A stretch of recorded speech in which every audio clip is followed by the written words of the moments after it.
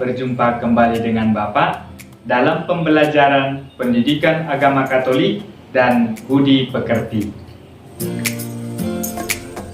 2 dari 3 sakramen inisiasi sudah kita pelajari, yakni sakramen baptis dan sakramen ekaristi. Nah, sekarang sakramen inisiasi yang ketiga yaitu sakramen Krisma atau sakramen penguatan.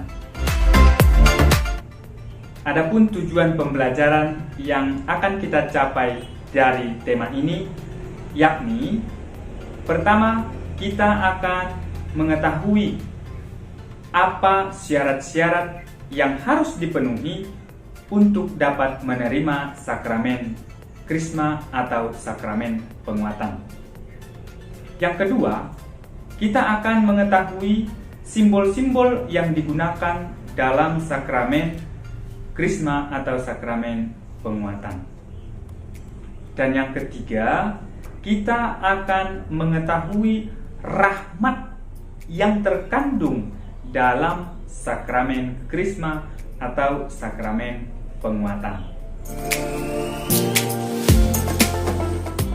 Untuk teman-teman yang beragama Protestan, dewasa secara iman itu biasa disebut angkat sidi ya, angkat sidi atau maluak ya. Nah, dalam gereja Katolik disebut dewasa secara iman itu setelah dia menerima sakramen Krisma atau sakramen penguatan. Mereka yang sudah menerima sakramen Krisma disebut dewasa secara iman. Dewasa maksudnya berani mempertanggungjawabkan apa yang diucapkan, apa yang dilakukan, apa yang diputuskan. Artinya, dewasa secara iman, dia akan dengan gigih mempertahankan kebenaran yang diyakini. Ya, dia akan semakin dewasa, semakin mampu bertanggung jawab, dan semakin kokoh dalam beriman.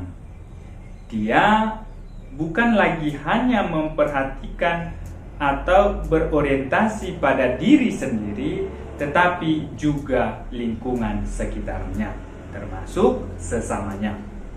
Itulah orang yang sudah dewasa dalam iman.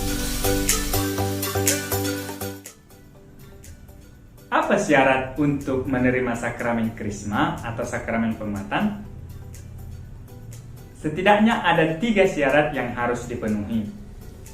Pertama, yang pasti sudah menerima sakramen baptis dan sakramen ekaristi. Ya. Lalu kemudian yang kedua, sudah genap berusia 12 tahun. Ya. Genap berusia 12 tahun, artinya minimal usianya 12 tahun, bisa lebih. Lalu yang ketiga, dia mengikuti katekese atau pembelajaran dalam persiapan menerima sakramen Krisma yang waktunya ditentukan oleh pemimpin gereja setempat. Itulah syarat yang harus dipenuhi dalam menerima sakramen Krisma atau sakramen penguatan.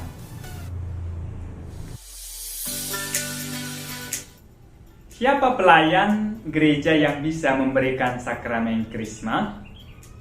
Yang dapat memberikan pelayanan sakramen Krisma adalah uskup setempat. Ya, artinya uskup yang boleh dan dapat memberikan sakramen Krisma kepada calon Krismawan dan Krismawati. Rahmat apa sih yang terkandung dalam sakramen Krisma?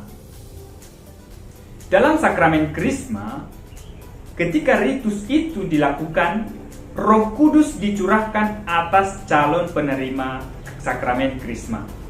Artinya, melalui Roh Kudus ini, orang yang menerima sakramen Krisma itu akan dikuatkan, akan dimeteraikan oleh kekuatan Roh Kudus, sehingga ia semakin berani memperjuangkan imannya, mempertahankan imannya, mempertahankan kebenaran yang diyakini sebagai kebenaran yang bersumber dari Allah. Nah, artinya setelah menerima sakramen Krisma, dia semakin percaya diri sebagaimana dulu para murid ketika menerima Roh Kudus dalam peristiwa Pentakosta. Mereka yang awalnya takut-takut bersaksi soal iman, mereka semakin berani. Mereka semakin berkobar-kobar semangatnya untuk mewartakan Injil. Hal itulah yang diharapkan setelah menerima sakramen Krisma, orang tersebut semakin percaya diri, semakin dewasa, semakin berani mempertahankan imannya. Contoh, ketika sebelumnya makan di warung ataupun di rumah makan, takut-takut membuat tanda salib, ya, masih sembunyi-sembunyi atau bahkan tidak sama sekali. Tapi setelah menerima sakramen Krisma, dia akan berani mengatakan, dalam nama Bapa dan Putra dan Roh Kudus. Amin. Itu. Nah, setelah mempelajari tema ini, Bapak sangat berharap bahwa setelah ini kita yang sebelumnya takut-takut untuk bersaksi soal iman ataupun masih malu-malu, nggak percaya diri tampil sebagai pengikut Kristus, maka dengan mempelajari ini kita akan semakin percaya diri, semakin berani menunjukkan identitas kita sebagai pengikut Kristus dan melakukan hal-hal yang dikehendaki oleh Yesus sendiri dalam hidup kita. Nah, untuk menindaklanjuti pembelajaran kita, Bapak ingin memberikan kamu tugas. Adapun tugas yang akan kamu lakukan adalah menuliskan setidaknya 5 tindakan konkret yang dapat kamu lakukan sebagai bentuk atau orang yang dewasa dalam beriman.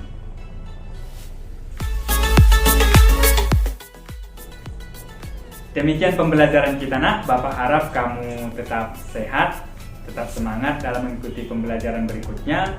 Jaga kesehatan dan tetap semangat. Tuhan memberkati.